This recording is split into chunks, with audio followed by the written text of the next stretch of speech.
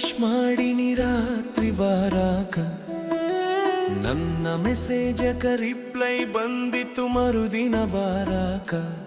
ನಿನ್ನ ಚಿಂತ್ಯಾಗ ಬೆಂಗಳೂರಾಗ engineer ಮಾಡತೇನ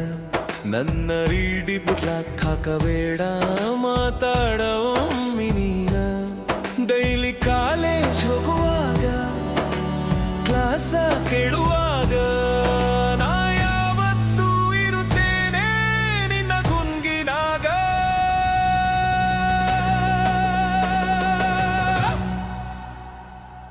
PUC ಮುಗಿಯಾನ ಮರತಿ ಗೆಳತಿ ನನ್ನೂರ